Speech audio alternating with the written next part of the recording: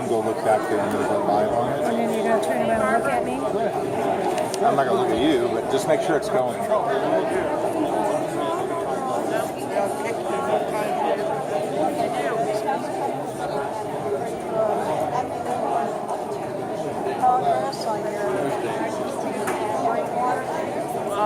I'm not sure, maybe.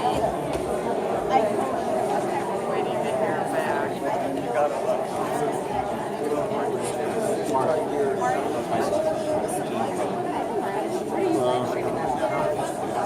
What? This is Alexis from the paper. Yes. It's Payson. Talk to Jeannie back there. She has the information. Okay.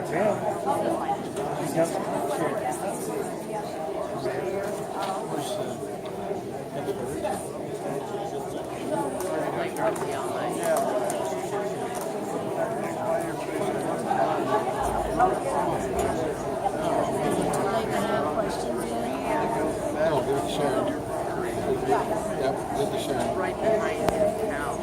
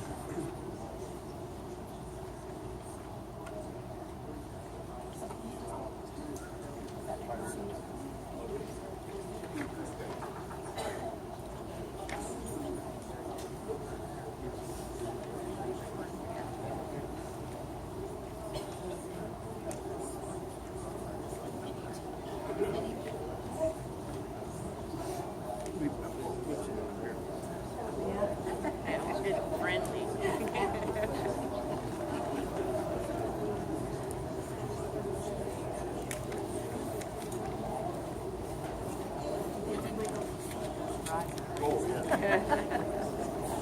Well, I did that too, so we may drive each other crazy.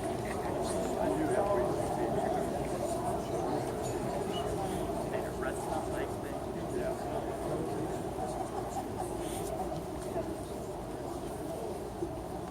Well, good evening. My privilege, my pleasure to be able to welcome you all here and thank you for the interest that you're taking in our Payson Town government. And it should be an enlightening evening. I hope that we all have some great fun here. I want to extend a special thank you to the Nazarene Church for this beautiful facility that they've allowed us to use and participate in. And it's at this time that I would like to invite Pastor Jim Ritchie, the pastor of the Nazarene Church, to come up and invoke a blessing upon these proceedings. Thank you. So glad that you're here. Let's pray together, shall we? Our Father in heaven, you created a very colorful world. Like the colors of the rainbow, each color is so different. Yet side by side, bending together in the sky, it forms something so beautiful. We here have many differences here today, differences in opinions, differences in values. So I pray that you'll give us the grace to bend side by side together, even in our differences. May we not belittle or vilify one another, destroying each other's character, or fall into vicious personal attacks. Even in our differences, may we love. Fill our hearts with your love. Bless our town, bless our rim country with your holy presence. In your holy name we pray. Amen. Amen. Please join me in the pledge. I pledge allegiance to the flag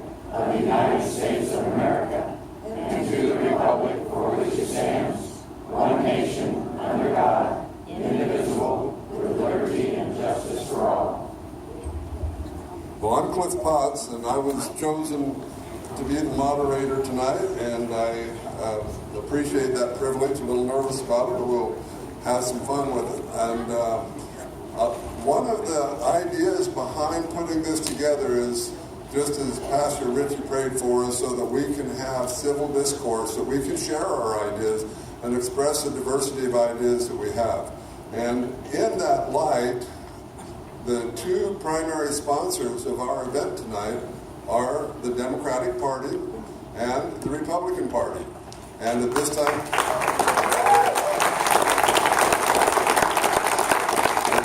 I'd like to have Chris Telly stand. She's president of the Democratic Party. County chair. Don't want to mix that up. And Gary Morris is the county chair of the Republican Party. Thanks. Thank you all. And they're going to play a real big role in our program tonight.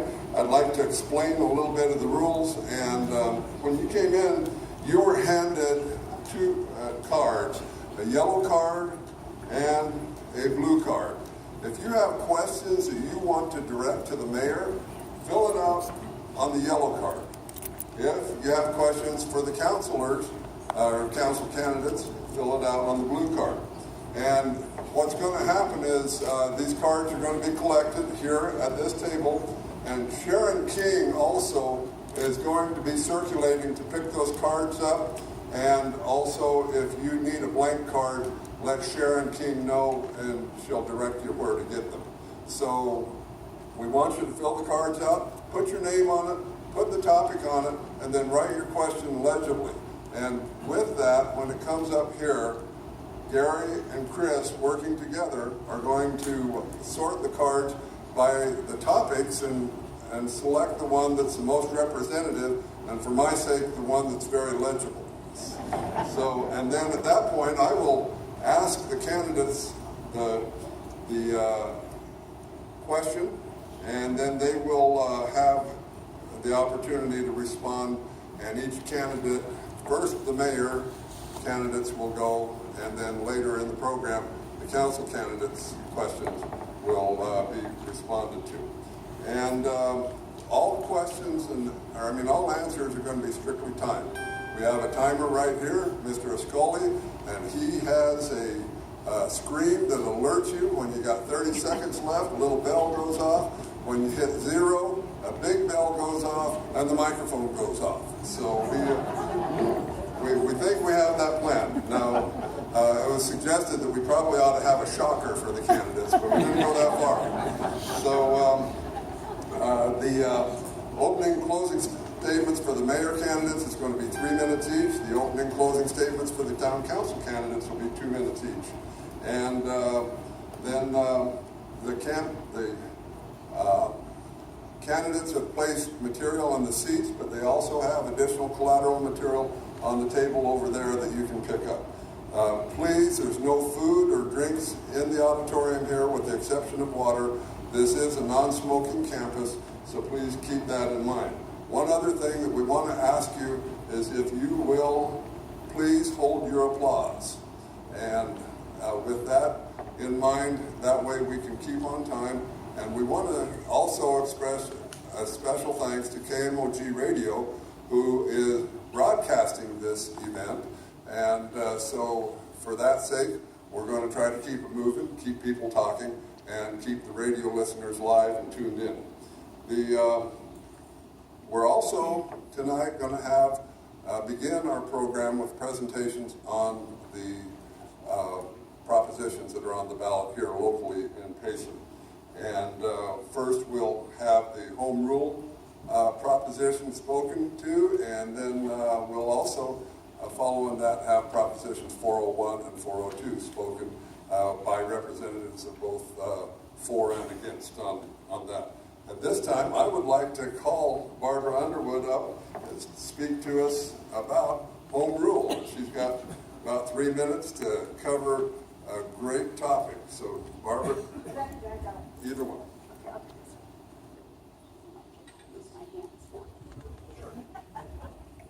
Can you hear me?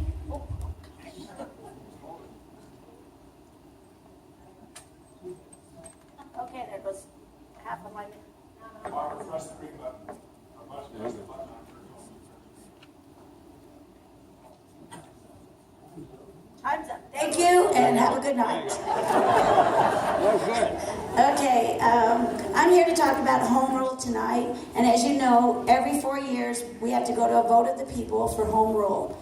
You ask what is home rule, and I hope most people in this room does know what home rule is. But in 1980, they put in a legislative act that you had a base figure of your imposed limitation of spending. So with that being said, if home rule did not pass, we would go back to a population that was in 1978 of 4,300. Today we have about 16,000. So when you do the figures, if home rule did not pass, our budget limitation would be 14 million. We just passed a budget of close to 45 million. What would that do to us? You would have money coming in that you couldn't spend. In 1980, we didn't have a water department, police department, fire department. We had one police chief, if I'm mistaken. We've been here since 77, and my husband was a volunteer policeman, so I know that they didn't have paid staff there. They just had a police chief and then an assistant. But with that, you would go back to trying to survive on a $14 million budget. What would that do to us? Obviously, your police, your fire, all your services would be limited. And here we would be bringing in money that we couldn't even actually spend. So with that, I would hope that everybody would see the value of passing home rule. We still have to live with a balanced budget. We wouldn't be able to, if we didn't pass it, we wouldn't be able to build our reserves, which this year the council is building our reserves, and we are continuing to pay off the retirement fund. So I think it's really important that everybody looks at this. Was that a dog? Looks at this in a favorable way. And if you have any questions, please feel free to ask me. But our expert here, Deborah Barber from the town, our CFO, would answer any questions. I do have a flyer that you can get at Town Hall that explains more about home rule. So with that being said, do I do questions or no? No? Oh, 8 seconds. No more questions. Thank you. 4, 3, 2, 1. No questions? Oops. Okay. But if you do have any questions, please see me or Deborah anytime. Your turn on the shotgun. Thank you. Thank you, Barbara. Thank you. And please hold your applause, if you would, until the very end. I mean, these are all noteworthy comments that we're hearing, and I appreciate it, but we just have to keep on rolling. Next, we're going to hear about Proposition 401, and speaking for it will be Mr. Paul Fromelt, and then following Mr. Fromelt's remarks, we'll hear from John Wilson. And then following that, we'll have Proposition 402, of which Mr. Wilson will speak about first, and then followed by Paul Fromelt. So, Mr. Fromelt, please. I'm going to start by spending just a few seconds on what got us to this point. About a year ago, independent of each other, about a dozen people intelligent people began questioning some of the things that were going on in the town. We had a tax increase of over $3 million we didn't get to vote for. We had broken promises made that were broken. And I can't even tell you how transparent paving got started, but it was a groundswell. We got together and we figured that there are some things that we need to do to fix what is broken in this community. So we're talking about Proposition 401, which is called the Lease Initiative. Proposition 401 requires a direct vote for any lease agreement of town property that has a lease term of 3 years or more to a private entity. This does not include airport leases, water leases, town rights of way, the things that every community has to have. This only involves leasing of town property away from the control of the people. And what we're looking for in this is a transparent process for this community. And by that I mean that you come to the people before you make the decision. Having meetings and town halls and things like this do not do the community any good if the decision has already been made. And a lot of people don't want to come to a sales pitch. So basically, it excludes the contracts for utilities, telecommunications, intergovernmental agreements, water airport commission agreements. It does not preclude the normal operations of the community or the town government. We've heard people say, well, why do you do this? We have a democratic representative government. And that is correct, we do. But this process falls apart when the promises made on the campaign trail are not kept. This is all we're trying to do, put transparency and some control of our town property back into the hands of the people. Thank you. Next, we'll hear from John Wilson speaking against Proposition 401.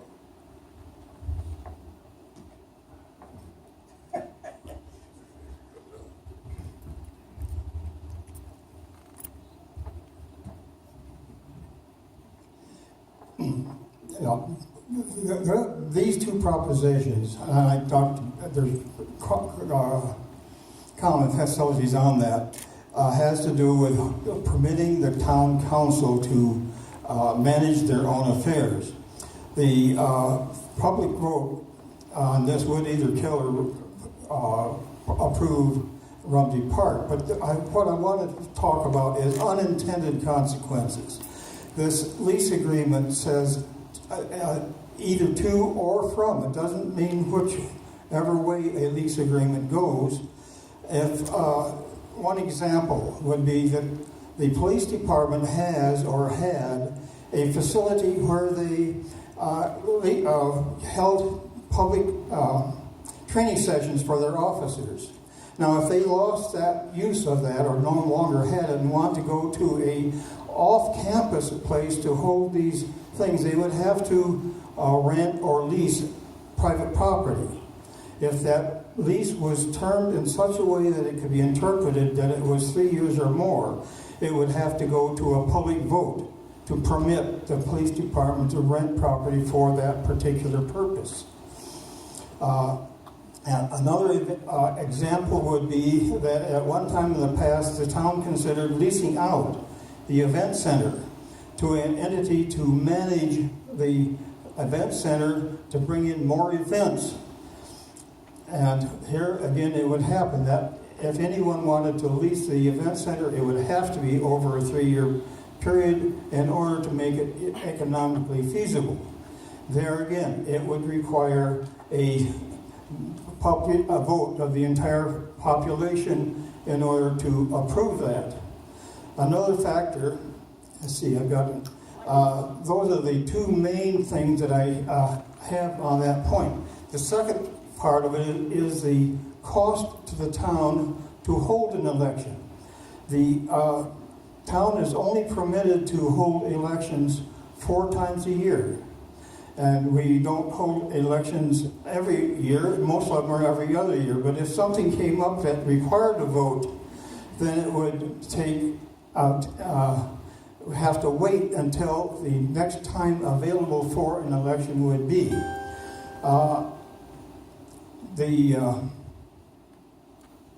That's the first half of it. On the next part, I'll explain the other half of it. Well, thank you for that.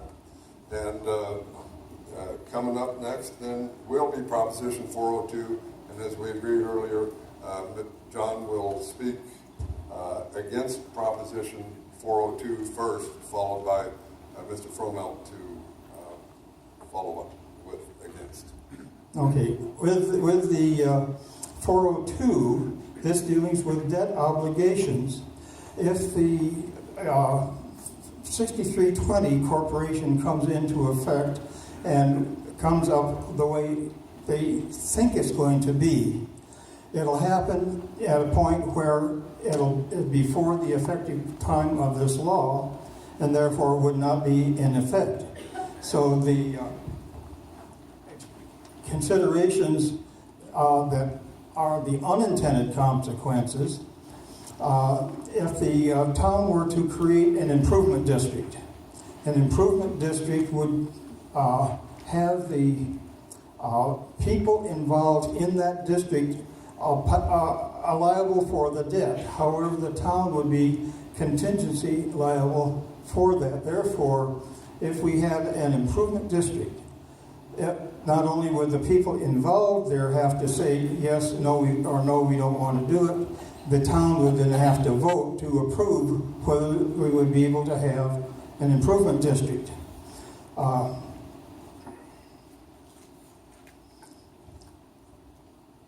That would be the primary objection that I have on that one. The other half of the town thing is a general election costs $15,000 to hold the election, plus another $5,000 to $6,000 for the publicity and the printing of all of this.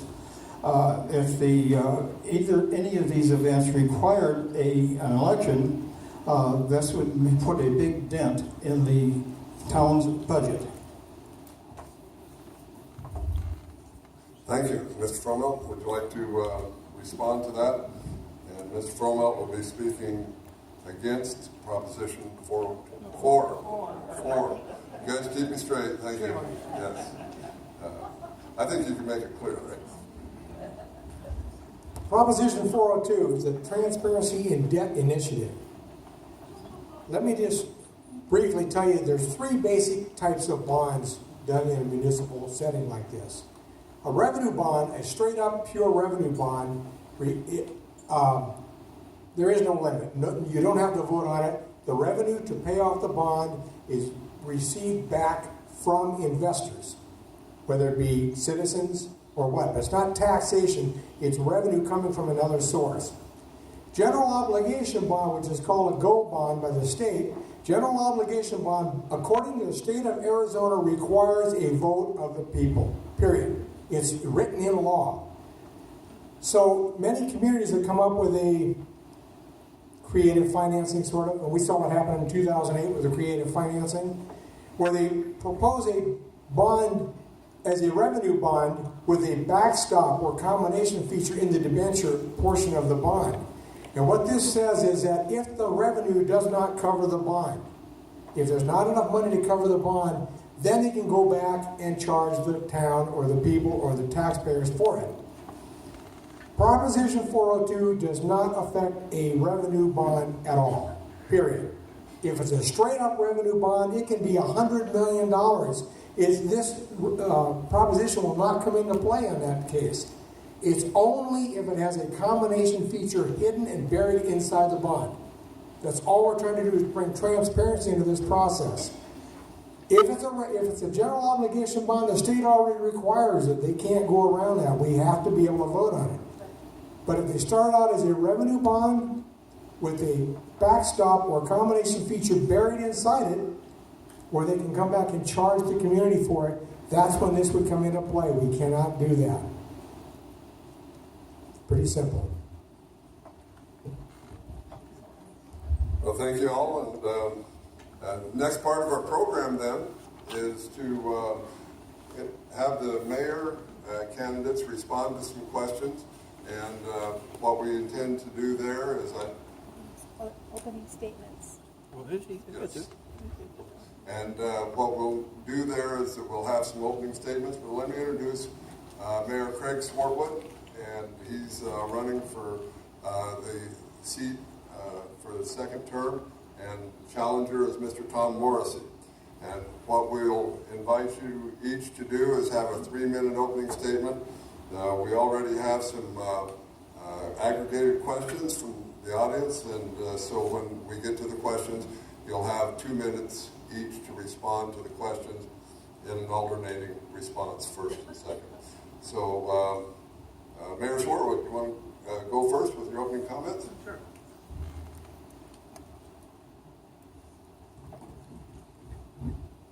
Thank you, Cliff. Thank you for coming tonight. It's a great thing that the Democrats and the Republicans got together to do this, because town elections are truly bipartisan in nature, and I think that's a good thing, and it need to stay that way forever. Tell you a little bit about myself. I'm very lucky to live here. I've come up here since 1950-some, and I've lived here for over 40 years. I'm blessed, and it's due to no fault of my own, but I've been married to my lovely wife, Linda, who's back there we're coming up on 41 years. We have 2 children, one of which lives here in town. He's the Dean of Students at the Broome Country Middle School and is getting married in October. We feel it's about time, and hopefully we'll have grandchildren soon. Rather than saying right now what I plan to do or what I've done or all that, I want to talk to you about what we do. I've been a Little League coach. I've been a high school basketball coach. I call myself a high school football coach because my son was the head coach for like 7 years. But I think what I did is stood on the sideline and yelled, and he told me to shut up mostly. It's important. I've been a board of director of the Chamber of Commerce. Take a look at people that are running for these offices. To me, it's important that they have a servant's heart. I get $900 a month. Council people get a lot less than that. If you don't have a spirit of service and you haven't proven with your background that you serve a community, I don't think you've got a lot of reason to run. Take a hard look before you vote. Take a hard look at the motives. Take a hard look at my motives. I'm surely not getting rich. That's pretty obvious, but I want to help. I'm proud to say that for the first time in 10 years, we exceeded our town revenues on sales tax. 10 years we've been in a depression. We got that around. We can't take credit for it as a town council, but we sure as heck worked hard to make it happen. You look at our roads, we're back on a plan where for 7 years or 8 years, we didn't fix roads. This last year, we're fixing roads. We were fortunate this year to be able to put money from our general fund for the first time in probably 20 years towards repairing roads. So, look for a spirit of service, look for a servant's heart, and look for accomplishments. You don't have to agree with everything that we did. I don't even agree with everything we did, but at least we do. And we've been doing, and I want to continue to do. Thank you, Mayor. And now we have Mr. Tom Morris, and I'll bring the mic to you.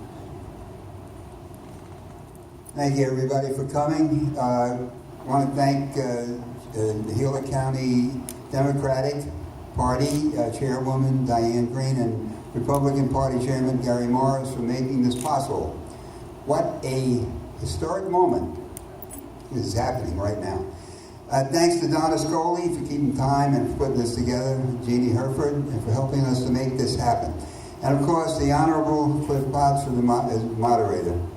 I'm a veteran of the United States Army. I'm a former small business owner. I'm a former Chief Deputy United States Marshal. And I'm a former Chief of Special Investigations for DES. I lived in Arizona for 32 years, and have been living in Payson for half the year for 8 years, and the last 2 years I've been living here full time. I'm not a newcomer. My wife Chris is sitting up here, and I love Payson. And I have a servant's heart. I've served my country most of my life, if not, most of my adult life. I'm pro-business, and I believe that the mayor must consider businesses and, of course, citizens before attempting to raise taxes. Putting that issue before the people in the form of a vote is extremely necessary and extremely right. It's the right thing to do. The same goes for the decision on repurposing an existing tax. The way I would handle this as a mayor is to ask the people 3 questions. Do you want the tax to go away? Or do you want to keep the tax and repurpose it to fix the streets? Or do you want to keep the tax and develop the event center by covering it, among other things?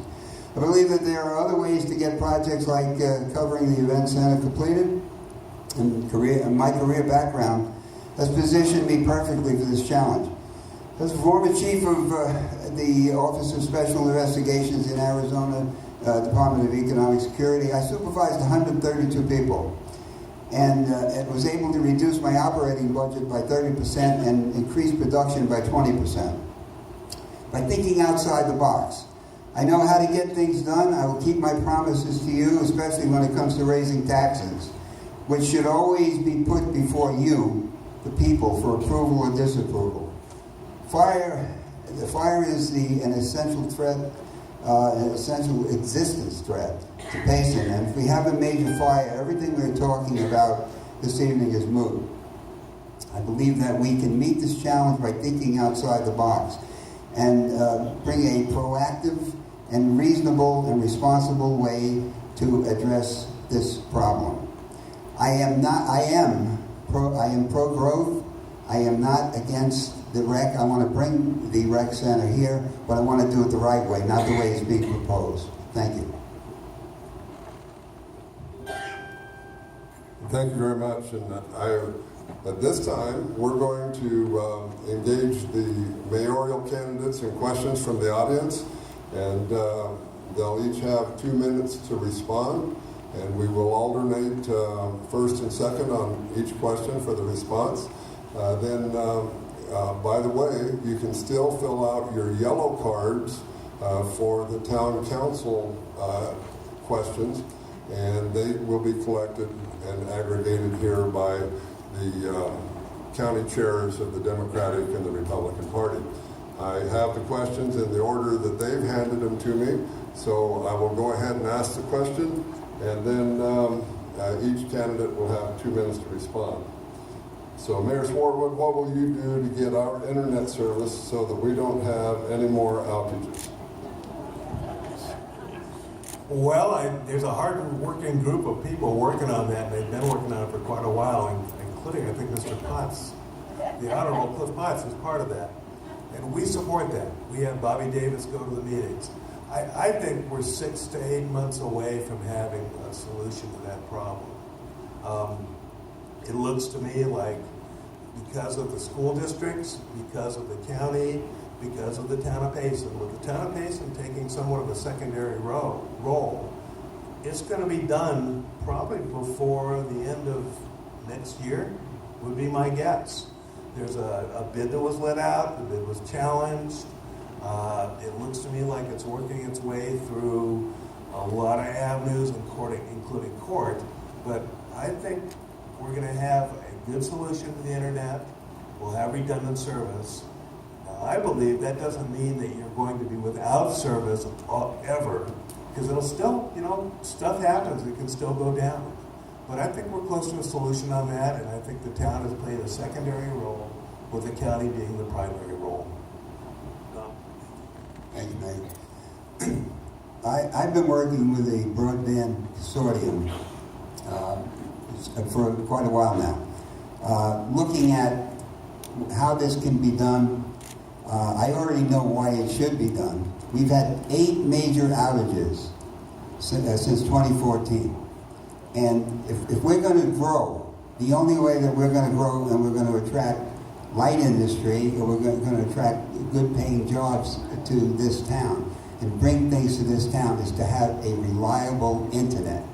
It can be done, and it will be done. There's resources out there. And I tell you, I worked on a state level, I've worked on a county level, and I certainly have worked on a federal level. I know how to go after the resources.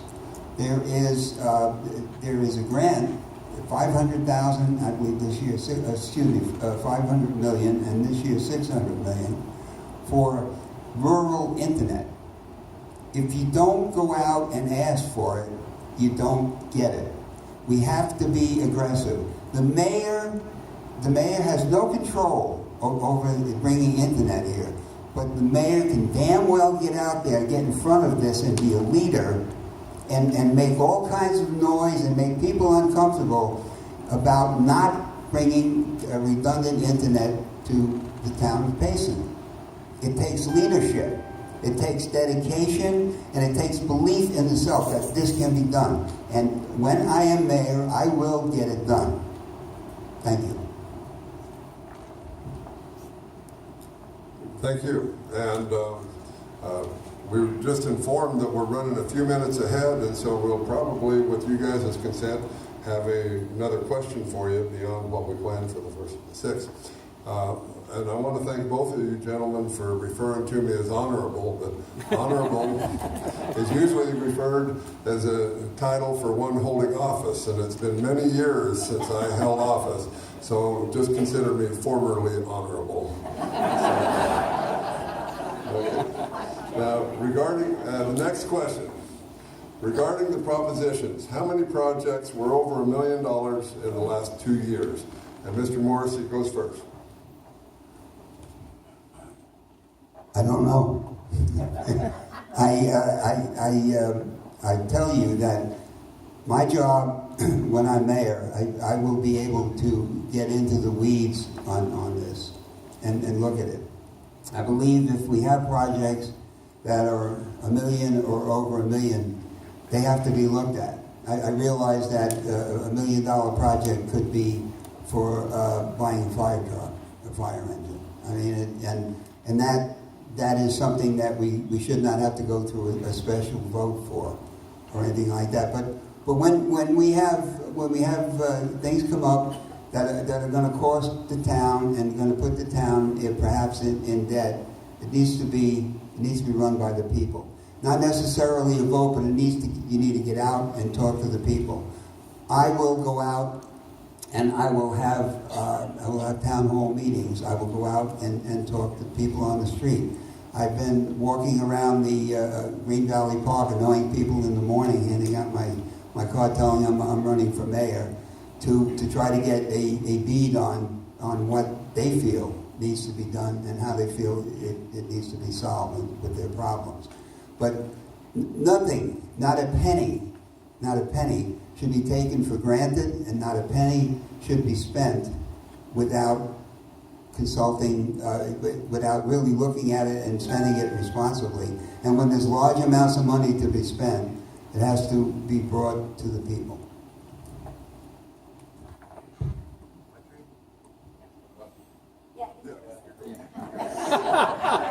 I think your honorable thing really threw you off today. I know that part.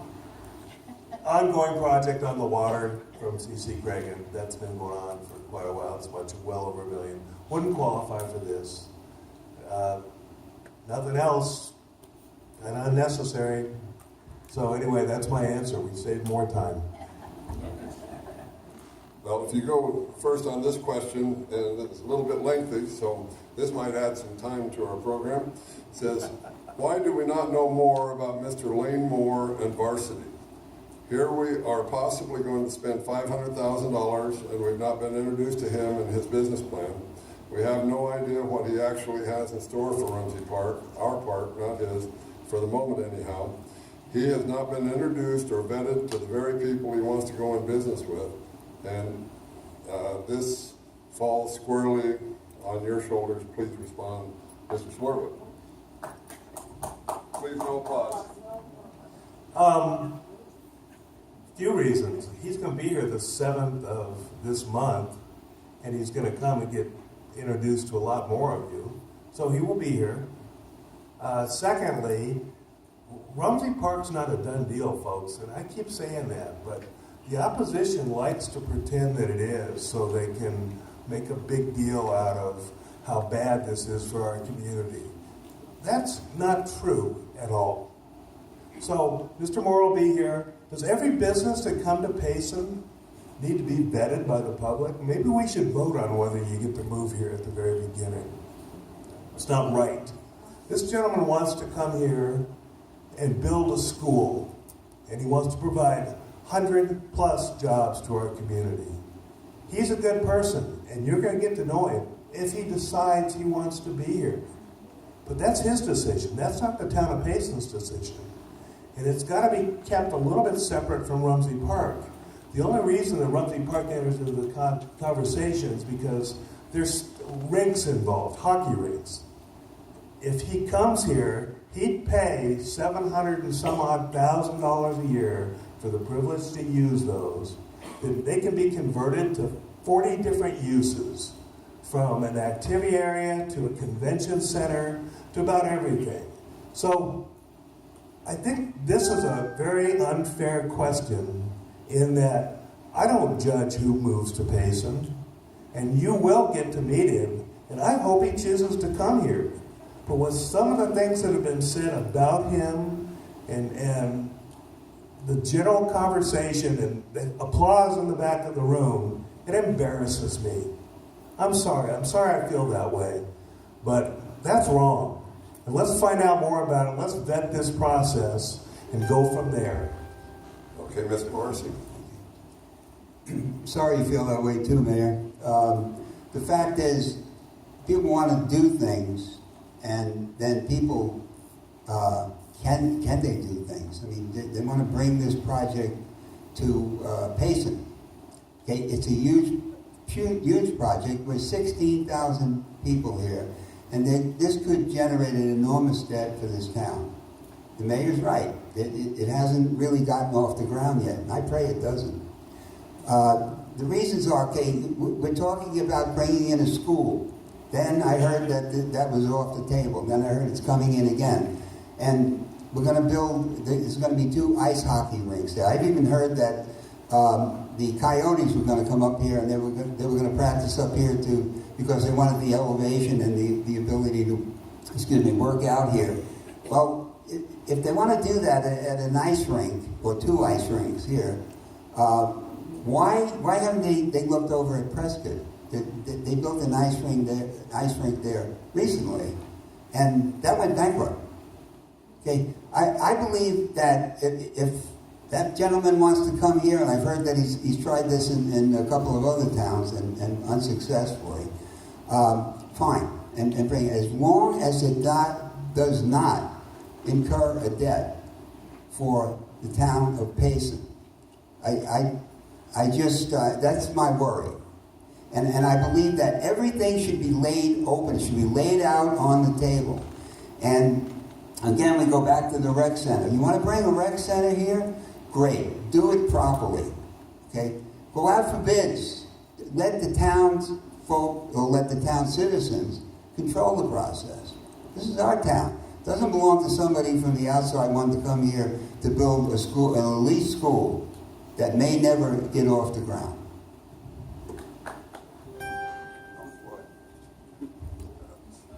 Mr. Morrissey, I think you have the next question, and it's, how do you feel about the development of Main Street and investment in its progress? Honorable, what was the last part of that? Okay. The development of Main Street, I believe that's a plus for the town, if we can develop Main Street. And there's also another Main Street that's north of 260. And there's potential here to have 2 Main Streets. But our Main Street should be the center, our Main Street should be the center of the town. Okay, how do I feel about developing it? I'm all for it. I've talked to business owners on Main Street. I visit many of them. And they're telling me, well, they're going to take away the center lane, and then I hear that they're not going to take away the center lane. And the thing is, if we want to be a destination town and not just a pass-through town, Main Street would be a good place to start. And the town can do wonders, with Main Street. But we got to make it look like a place that people want to come to. Also, we can't have a street that dead ends. There's got to be ways out of Main Street. There's got to be ways to drive around. There's got to be parking. But there's got to be, it has to be a magnet.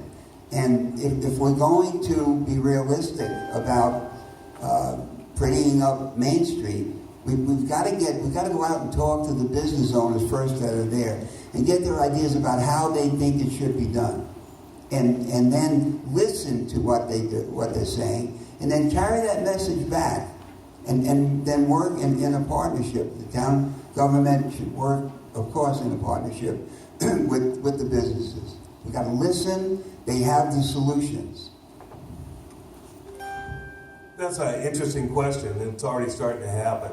When there is a Main Street Merchants Association that meets every month, we do get their input. If you take a look at what's happened on Main Street the last year and a half, you've got a destination restaurant, you got another restaurant down there that is darn good in the Muggy on Moose. We've got a microbrewery coming in, it'll be open in the spring.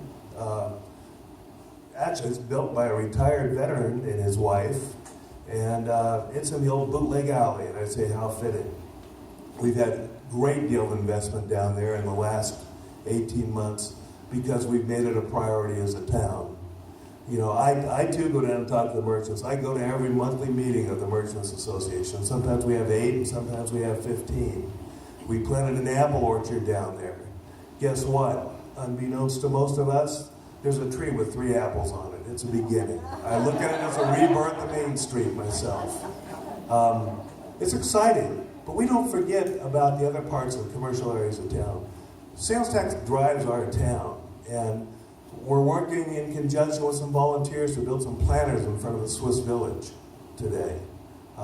May or may not happen. There's some problems with some insurance, but we're working at it. Same thing with Highway 260.